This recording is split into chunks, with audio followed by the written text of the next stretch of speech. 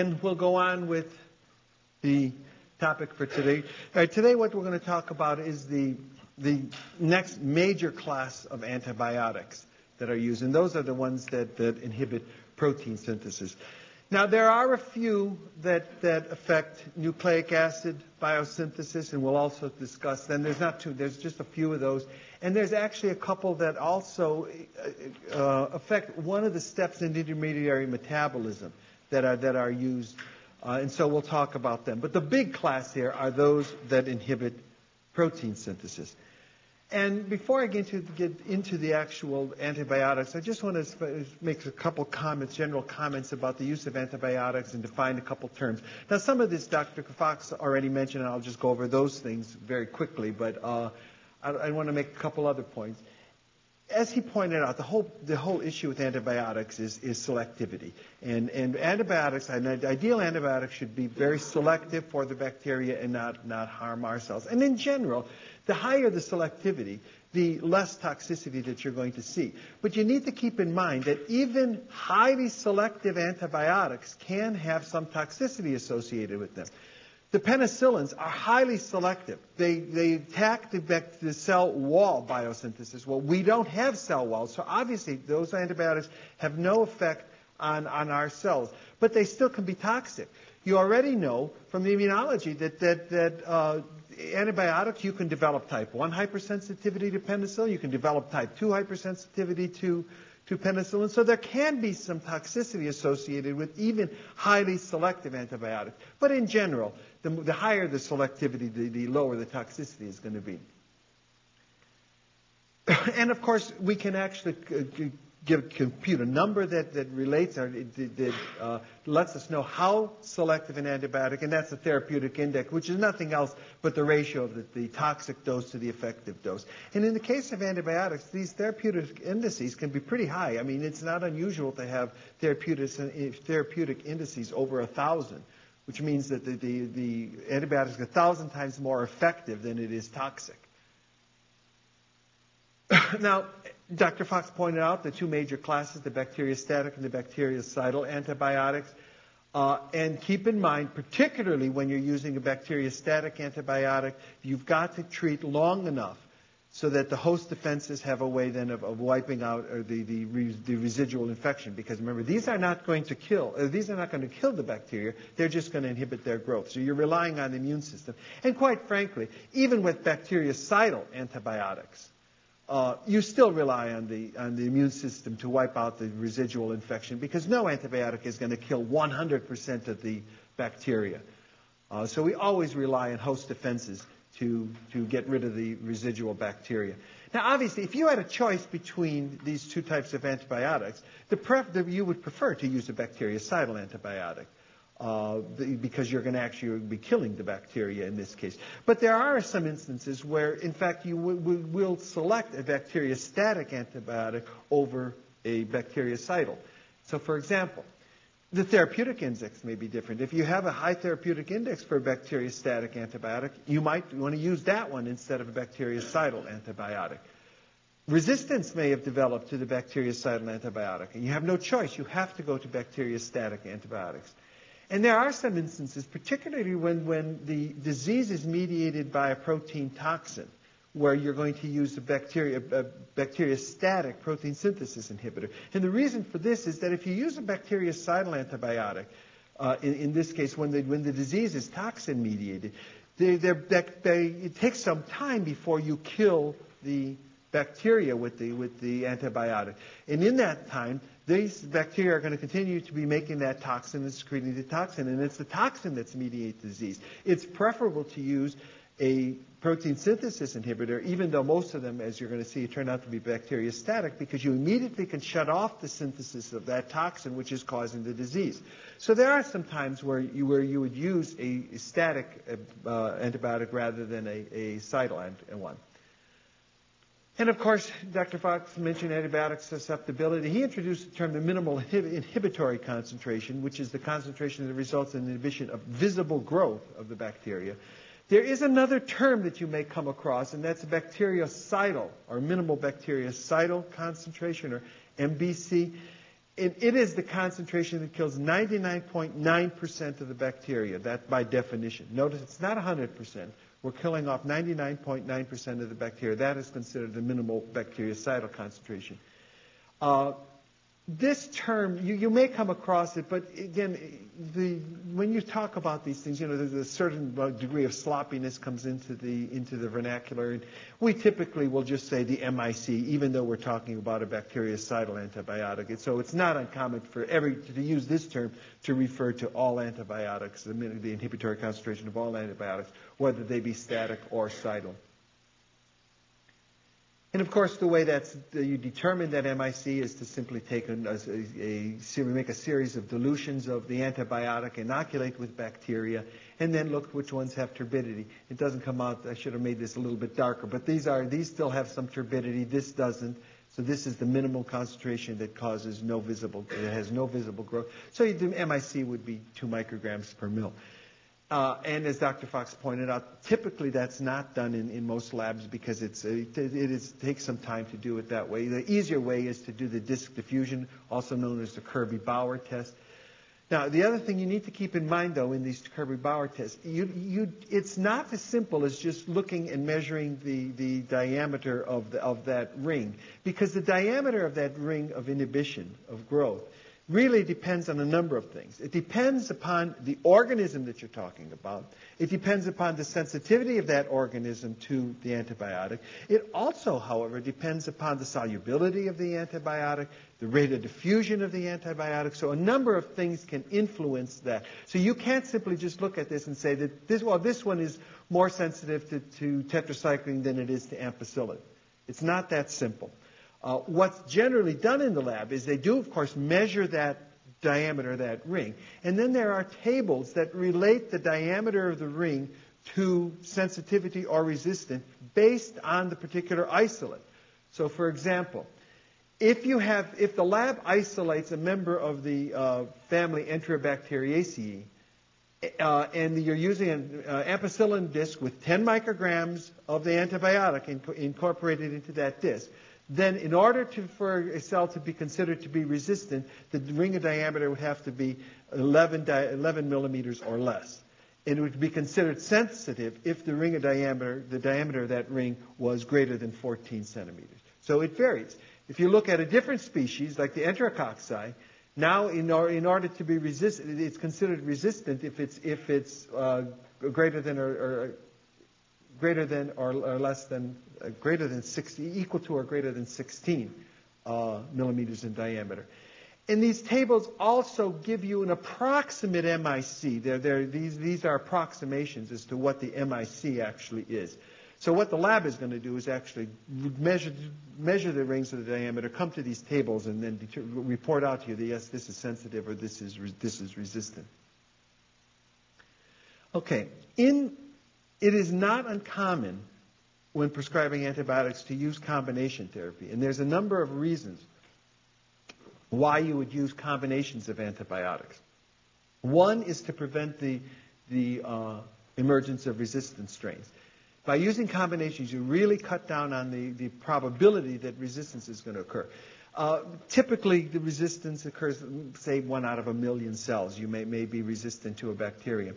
If you use 2 antibiotics, the probability of finding a cell that is resistant to both of those antibiotics is actually the product of those probabilities, or 1 out of every 10 to the 12. So you seriously cut down the likelihood of detecting or selecting out resistant mutants. Another reason why you use combination therapy is for temporary treatment. You're not going to wait. You already know now that it's going to take several days before the lab is going to be able to grow that bacteria, identify which bacteria it is, and then do antibiotic susceptibility testing for you. So you're not going to get that information out immediately. Now, there are some newer equipment that can do these things a lot faster. They don't have to wait for complete growth, but it's not going to be something immediate, and so you're not going to wait. If you've got a patient that you suspect has a bacterial infection, you're not going to wait. You're going to treat, and oftentimes you treat with combinations of antibiotics, things that you know should cover most of the bacteria that you're likely to be infecting that patient. the other option you have here, rather than using combinations, you can also use a broad spectrum antibiotic, one that covers a whole series of different bacteria. So those are your options. But another reason why combination therapy is used to take advantage of synergism with antibiotics. And the classic example is the penicillins and aminoglycosides. What happens here, the reason these things synergize is that the aminoglycosides actually they're pretty good antibiotics, but they don't get into the bacterial cells very well. And so by using a combination of a penicillin or any of the beta-lactam antibiotics for that matter, with the aminoglycosides, what happens is that the penicillins begin to disrupt cell wall biosynthesis, so you get the bacterial envelope is weakened. That allows the aminoglycosides to get into the cells a lot easier, and they work in concert with each other. But you need to be careful because not all combinations are good. You would never want to use a penicillin or any beta-lactam antibiotic for that matter together with the bacteriostatic antibiotic. Why is that? Why is that a bad combination? A penicillin or a beta-lactam antibiotic with a bacteriostatic antibiotic. Why wouldn't you want to do that? How do penicillins work? They inhibit cross-linking of the cells, right? So in the cell wall, right? When is the cell wall? When do you think those antibiotics are going to work on a bacterial cell? When they're growing, right? Unless they're growing, there's no reason to be synthesizing cell wall. So the cell's not going to be making cell wall when it's not growing. So they have to be growing for these things to work. Well, so if you throw a penicillin in together with a bacteriostatic antibiotic, you've essentially inactivated the penicillin because they're not growing anymore, and so the penicillin won't have any effect. So not all combinations are necessarily good. You have to watch out what combinations are used. And then finally, just want to define a couple terms. The term antibiotic, actually, strictly speaking, it refers to naturally occurring products. Typically, these things come from fungi, and the fungi are producing these things to kill bacteria, and that's the way they compete with the bacteria for foodstuffs in their environment. So these are all naturally occurring materials. The term chemotherapeutic agent, in contrast, is something that is made in the lab and has antibacterial activity. The problem is that the distinction between these terms is sort of blurred because nowadays, while most of the antibiotics that we use are based upon something that ultimately occurred in nature, in fact, they've been modified quite a bit in the lab. Dr. Fox pointed out there are all these different side chains that get put on these things. That's all done chemically in the lab. Most of our antibiotics are not made now by the fungi. They're actually made synthetically in the lab. So what do you call them then? Are they antibiotics? Are they chemotherapeutic agents? People have suggested to use the term antimicrobial as a general term that would cover both of these things. But again, the nomenclature becomes a little bit sloppy. Most people just say antibiotics, and whether they're referring to an antibiotic that was actually made by a living organism or a chemotherapeutic agent. So we use the term very, very loosely, and that's the way we'll use it throughout this class as well. Okay, so the group of antibiotics that inhibit protein synthesis. Now, just as with the cell wall in synthesis inhibitors, you can't understand, or you can't appreciate how these things work unless you know protein synthesis. Now, I know you've all had protein synthesis, and I'm sure that if I asked any one of you to come up here and review protein synthesis, that you can do it. And maybe I ought to do that this year. I keep saying I should do that. Does anybody want to volunteer? All right, I'm going to do a very, very quick review of protein synthesis for you, and then so that we can talk about where these antibiotics actually work. And we'll begin with initiation of protein synthesis. And we'll be talking about bacteria. Now, you probably learned it with eukaryotic ribosomes, which are 40, the subunits are 40 and 60S. Bacteria, of course, have the 30 and 50S subunits. So we're going to talk in the terms of bacteria. So the initiation of protein synthesis occurs with the association of some initiation factors in GTP with the 30S ribosome. The next step is to add the messenger RNA and the initiator tRNA. And if you remember back from I think the first day of immunology, we talked about the fact that bacteria have all their messages, all their proteins start with F-met. So here's the initiator tRNA, is formyl methionine tRNA. And the messenger RNA, the F-met, associates with the ribosome and with the 30S ribosome to produce the 30S initiation complex. Then the 50S subunit is added to produce the 70S initiation complex. In that process, that's an energy-dependent process, and the GTP is hydrolyzed to GDP, and the initiation factors are released. And we end up then with an initiation complex, 70S initiation complex, with the initiator tRNA, the formyl methionine tRNA, situated in the P site of the ribosome. Now, there are a number of antibiotics that block this step, this process. One of them is spectinomycin, and it's going to block up here. And we have the aminoglycosides, which block over here. And we'll talk more specifically when we talk about the individual antibiotics, what they're actually doing at those places. Okay? All right, the next step in protein synthesis is elongation. And so we start with, here's our 70S initiation complex. And in the case of bacteria, there are some elongation factors. You probably learned them by different names, but in bacteria, the initiation factor, or the elongation factors, are referred to as TU and TS. And these form a complex in the cell. And what happens with this complex, the complex of TU and TS then picks up GTP and some amino acyl tRNA. And these factors, these elongation factors, actually bind any of the amino acylated tRNAs. So some amino acylated tRNA plus GTP associates with that. TS is released, and we have then the TU complexed with the amino acyl tRNA and GTP, and it is this elongation factor that delivers the amino acyl tRNA into the A site of the ribosome. Now, this is, as I said, TU, of course, picks up any amino acyl tRNA. It's not specific. What determines the specificity is the codon in the message. Only the tRNA that has an anticodon that can read that codon will actually insert into that A site. Okay? And in that process, the GTP is hydrolyzed, and then TS acts to dissociate the TU from the GTP to produce the complex again, and then you repeat this process. Okay? All right, so that's the first step in elongation. The next step is the peptidyl transferase reaction, where the amino acid in the P site is transferred over to the amino acid in the A site, and the peptide bond is formed. That is peptidyl transferase reaction.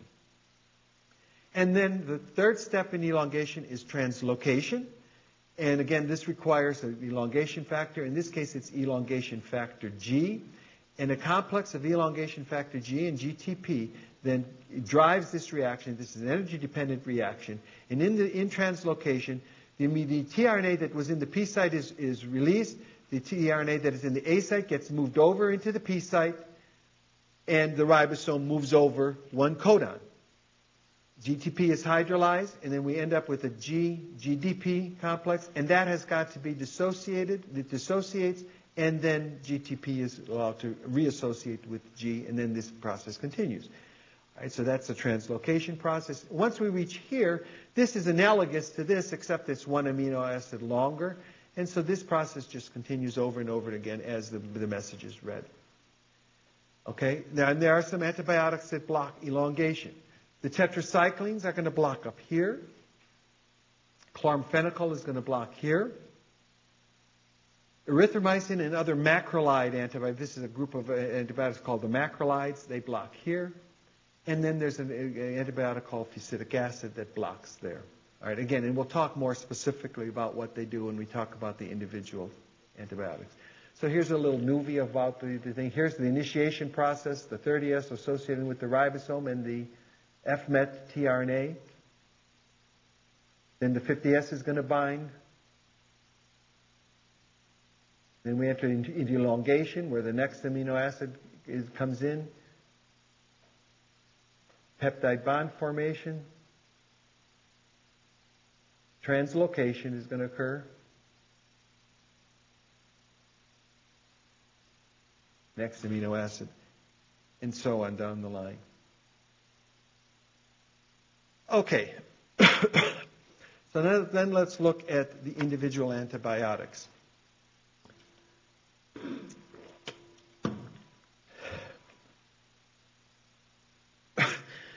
As far as the protein synthesis inhibitors are concerned, they are mostly bacteriostatic antibiotics. There's actually one exception to that, and that is the aminoglycosides. But other than the aminoglycosides, all the protein synthesis inhibitors are bacteriostatic.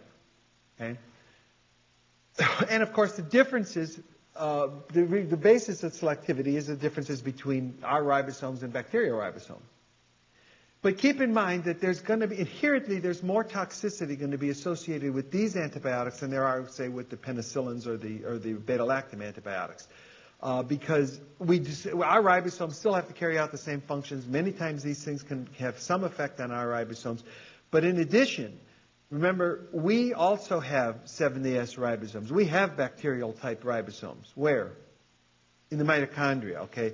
So inherently, these antibiotics are going to have more toxicity than will the penicillins or the cephalosporins and those. All right.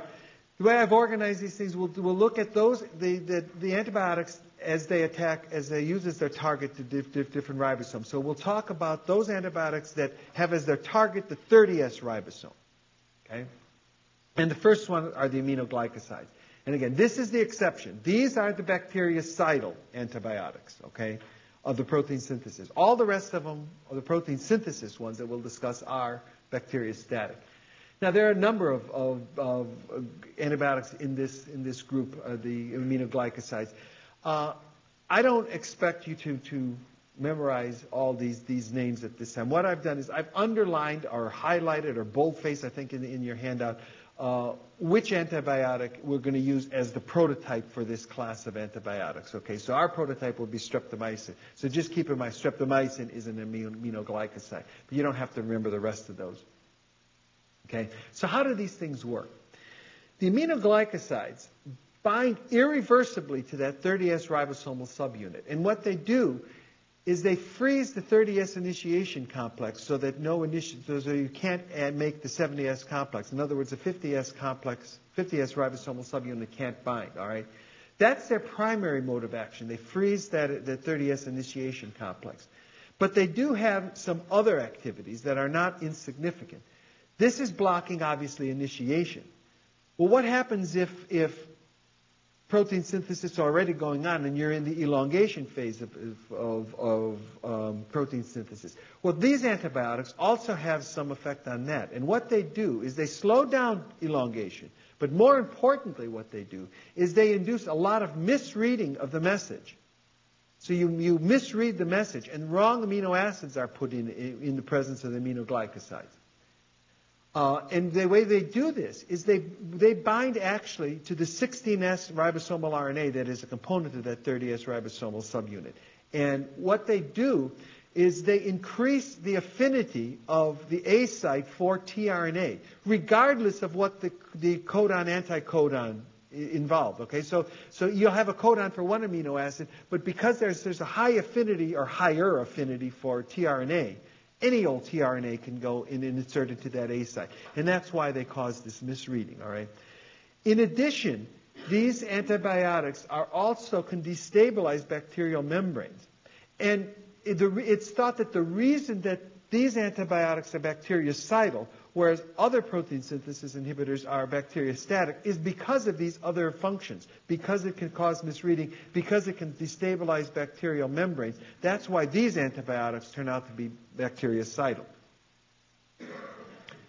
Okay, so here's just the movie showing what will happen with in the misreading case. So we're going through initiation, 50S ribosome comes in. Now this codon supposedly means a certain thing, but in the presence of the antibiotic, there's a misreading of the codon because of the higher affinity of the antibiotic. So the wrong amino acid is going to be inserted at this point. Peptide bond formation goes on, and you end up with a lot of errors, a lot of bad proteins being made because they just get the wrong amino acids being put in. And it can cause misreading of the next codon and so on. All right. So that's their mode of action as far as their spectrum of activity. Now, as I go through these antibiotics, we're going to talk about their mode of action, spectrum of activity, their resistance patterns.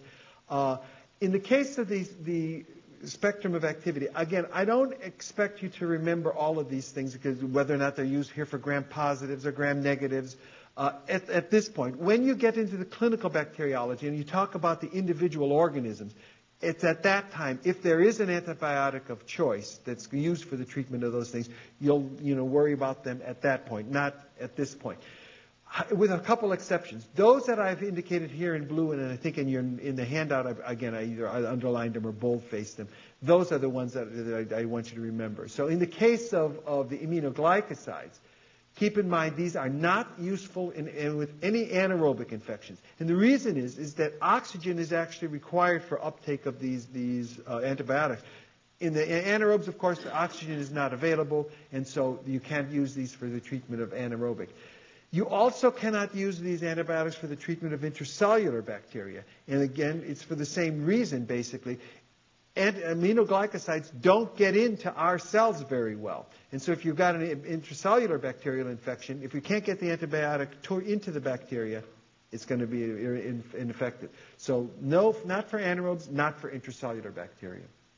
Resistance is common. In fact, this is going to be repeated, as you probably already know. Virtually every antibiotic resistance is a problem. And this is the one class of antibiotics that you can use in synergy with the beta-lactams. And again, because it's bactericidal, not bacteriostatic. Okay, the next antibiotic is a group of the tetracyclines. And again, there's a number of different things. Most of them have this cycline suffix and so tetracycline is our prototype for this antibiotic. And again, if I neglect to say, keep in mind that all the rest of these are going to be static antibiotics. So what the tetracyclines do is they bind to the 30S ribosome, but they inhibit the binding of the amino-acyl tRNA to that acceptor site. So in the presence of tetracycline, that TU elongation factor can't insert the amino-acyl tRNA into the A site of the ribosome. Okay? Now, this is a broad-spectrum antibiotic. Again, in blue, these are the ones that I just want you to keep in mind. It's a very broad-spectrum antibiotic, and so it's used a lot in its initial treatment when you don't know what you're dealing with. It's also going to be useful against, this is one of those that can be used for intracellular bacteria, since the aminoglycosides cannot. Resistance is a problem. Now, this one you have to worry about. These antibiotics, the tetracyclines, can have some adverse effects. One of them these are very broad-spectrum antibiotics. They do a great job in killing your normal flora as well. And if you remember back to the immunology, I pointed out that the normal flora plays an important role of protecting us from infection with pathogens, because the pathogen has got to compete with the normal flora for colonization of the tissues. When you wipe out the normal flora with a broad-spectrum antibiotic like a tetracycline, the patients are more susceptible to coming down with secondary infections with pathogens. So this is one problem. The other major problem with these is that these things, the tetracyclines, stain and impair the development of bones and teeth. So these antibiotics are not used in children, right? Because the teeth will actually turn yellow, and then you can interfere with bone development, okay? So these are not used in children. Okay. The third antibiotic that works at the 30S ribosomal subunit is spectinomycin. And spectinomycin interferes with the association of the messenger RNA with the 30S ribosome. So you cannot form the 30S initiation complex. The messenger RNA can't bind. Now, this antibiotic actually, structurally, if you look at the structures, is very, very similar to the aminoglycoside antibiotics. But yet it is bacteriostatic, whereas the aminoglycosides were bactericidal. And the reason, again, it's thought is because this one, while it affects initiation of protein synthesis, it doesn't have those secondary functions. It doesn't cause misreading. It doesn't destabilize bacterial membranes. And so it is a bacteriostatic. In addition, it is a reversible. It binds reversibly to the 30S ribosomes, where the aminoglycosides bind irreversibly to that 30S ribosomal subunit. The spectrum of activity, has a much more limited use. It's used primarily in the treatment of penicillin-resistant Neisseria gonorrhea. The method of choice for treatment of gonorrhea is going to be penicillin, but in cases where there's resistance to penicillin, then spectinomycin is an alternative antibiotic that can be used. At least in the Neisseria, this has not been a problem, but that's a consequence of the fact that it's not used. The first line is going to be penicillin. If this stuff is going to be used more and more and more, there's no doubt that resistance will also develop to this antibiotic as well. All right. Those are the antibiotics that affect the 30S ribosome or target the 30S ribosomal subunit. There are a group that also target the 50S ribosomal subunit. Chloramphenicol, lincomycin, and clindamycin. And our prototype will be chloramphenicol. And what these antibiotics do, they bind to the 50S ribosome and inhibit the peptidyl transferase activity. The peptide bond can't form. These are, chloramphenicol is actually, again, one of these very broad spectrum antibiotics. The other antibiotics have a more limited range. Again, resistance is common, but even though chloramphenicol is a good broad range antibiotic, again, it's not used all that much. It's only used in very serious infections, and it's because of the toxicity of this antibiotic. It causes bone marrow suppression, so it's not one that's used as your first line, and it's used in serious infections where it may be life-threatening, for example, in bacterial meningitis, where you have to treat very quickly, and you want to make sure that you use a good antibiotic. So it's not one that's going to be used commonly. Okay, the macrolides. Again, a whole series of them. Erythromycin will be our prototype example of the macrolide antibiotics. And what these do is they inhibit translocation. They're used in a number of gram-positive bacteria. Mycoplasma, I'll be giving a lecture on the mycoplasma. This is the antibiotic of choice in the mycoplasma and also in the Legionella. And again, resistance is common. All these any antibiotic that is developed, basically, as it's being used, will, no question, result in resistance developing. It's only a question of when, not if. All right, so here's a little movie on erythromycin's action. Initiation of 50S complex. Elongation proceeds normally. The tRNA is delivered to the A site. Peptide bond formation occurs normally. And then we go into translocation. And in the presence of the erythromycin, which is going to come there, or the macrolides in general, translocation is blocked. We lose that. You just cannot add any more amino acids on. And either you try, but it just keeps dissociating, and you don't get elongation going on. Okay? Right. Those are the antibiotics that target the 50S ribosomal subunit. There is one antibiotic that targets one of the elongation factors. Okay? And of course, obviously, the selectivity is the fact that our elongation factors differ from the bacterial elongation factors. And that antibiotic is fusidic acid. And what fusidic acid does is it binds to elongation factor G. That's the one that's involved in translocation. And it actually, what it does is by binding to elongation factor G, it blocks the dissociation of the GDP from that factor G. And so what happens is all of elongation factor G is complex with GDP. It can't dissociate, so it cannot reassociate with new GTP, and eventually use up all the factor G. Protein synthesis comes to a stop. Now, it's not going to be right away because you have to use up, basically tie up all that elongation factor G before it's going to actually inhibit. A spectrum of activity primarily in gram-positive cocci infection. Okay. Those are all the protein synthesis inhibitors. Some target the 30S, some target the 50S, and one targets the elongation factor G. There are a few antibiotics that target nucleic acid biosynthesis, and we'll look at the RNA inhibitors first, and obviously selectivities because our RNA polymerases are different than the bacterial RNA polymerases. All right, there's a group of antibiotics. Our prototype will be rifampin. All of these antibiotics have this RIFA prefix abbreviation. So these are all rifamycin, rifampicin, rifampin. These are bactericidal antibiotics now. We're out of the protein synthesis inhibitors. And what these antibiotics do is they bind to the DNA-dependent RNA polymerase, the RNA polymerase that makes messages. All right? And what it does is it blocks the initiation of transcription.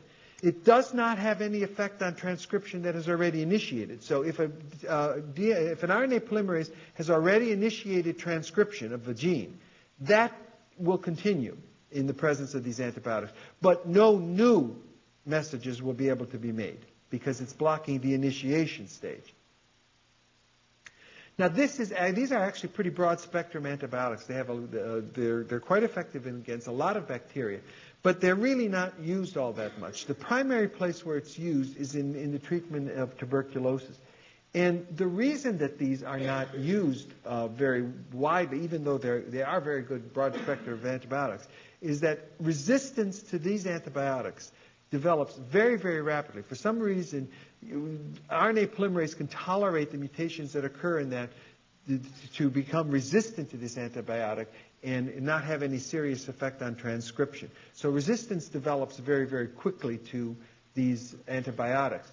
And so when they are used in the treatment of tuberculosis, they're used in combination therapy. And Dr. Fox already pointed out when he talked about some of the antibiotics used in treatment of tuberculosis that they're always combinations of antibodies. This is one that's used in combination with other, for example, the isoniazid and things like that.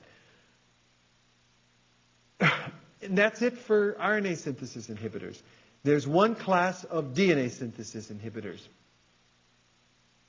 And those are the quinolone antibiotics. These are also bactericidal antibiotics. The first antibiotic in this was nalidixic acid, and the next generation was this ciprofloxacin, and a lot of these have this oxacin suffix, okay? So these are the quinolone antibiotics. And what these do is these antibiotics bind to the A subunit of DNA gyrase. Now, DNA gyrase is a member of this class of enzymes called the topoisomerases. You'll remember back from your biochemistry, DNA is highly supercoiled. In order to replicate that DNA, you've got to release those supercoils, replicate the DNA, and then introduce those supercoils back into the DNA in order so that it is packaged properly. DNA gyrase is one of those enzymes that does that, okay? And by the quinolones basically bind to the alpha subunit of the DNA gyrase and inhibit unwinding of the supercoils and then rewinding. So the bacteria can't replicate its DNA, basically.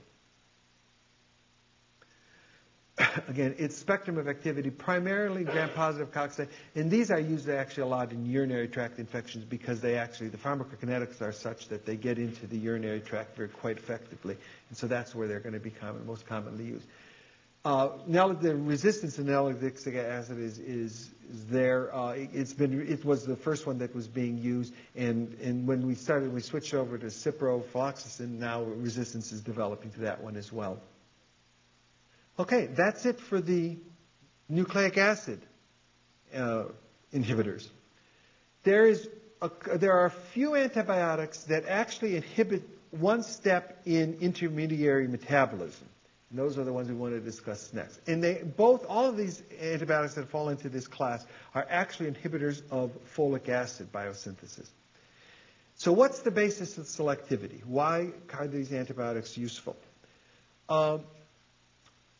Bacteria make folic acid, and ultimately what they're trying to make is the tetrahydrofolic acid. They make that from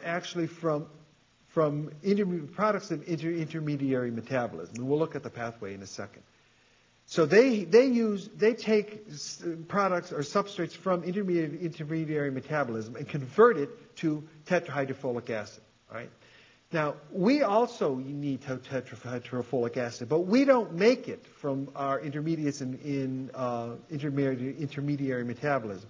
we require in our diet preformed folic acid. It's a required vitamin for us.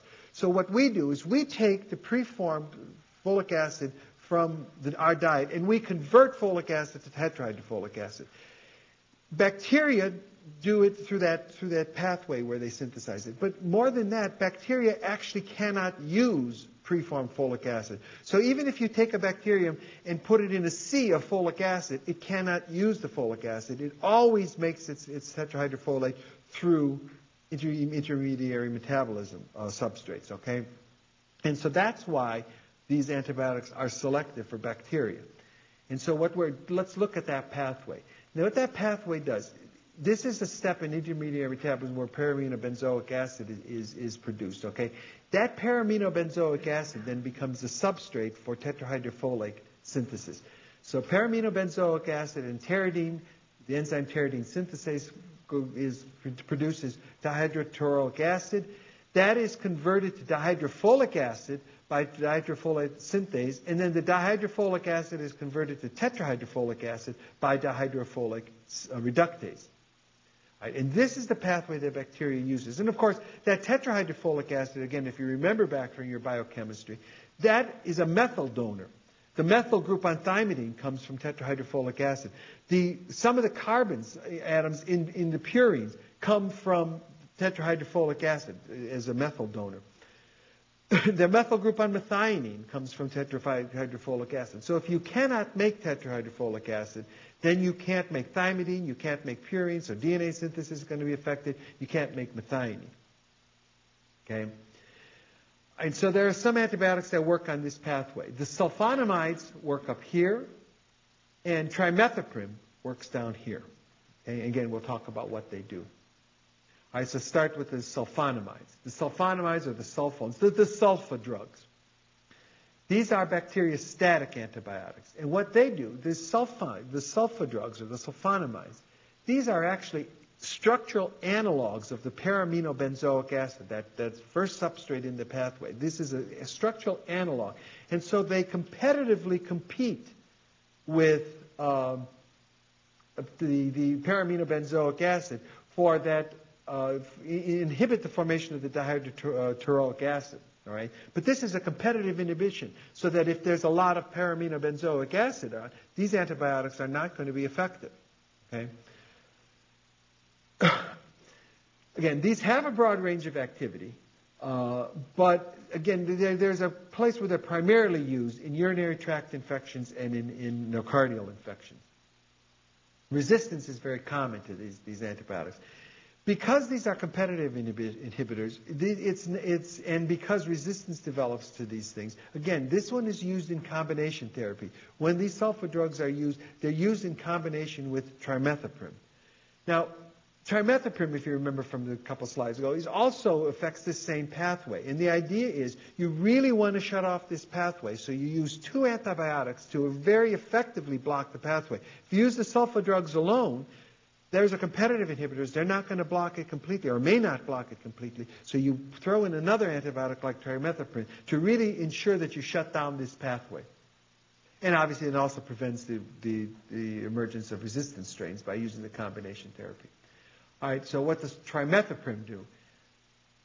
Trimethoprim, it inhibits the activity of the dihydrofolate reductase, that enzyme that converts dihydrofolate to tetrahydrofolic acid. So this is actually an inhibitor of that enzyme. Okay. Again, it's used in the same, as I just said, it's used together with the sulfa drugs, so it's the same spectrum of activity, and it's used in combination with the sulfa drugs. Okay, I want to just take a couple minutes and talk about some of the antibiotics used for mycobacterial infections. Again, Dr. Fox pointed out these bacteria grow very, very slowly, and so consequently, combinations of antibiotics are often used to treat these things. Another characteristic of these bacteria, if you remember, he talked to you about those mycolic acids that these organisms have. Those mycolic acids make these bacteria resistant to a lot of antibiotics simply because the antibiotic can't get in. So it's hard to get things in. So there are some antibiotics that that have been developed basically that get into these organisms a little better. All right? And so that's why they're used. And one of them is this para-aminosalicylic acid, or PSA.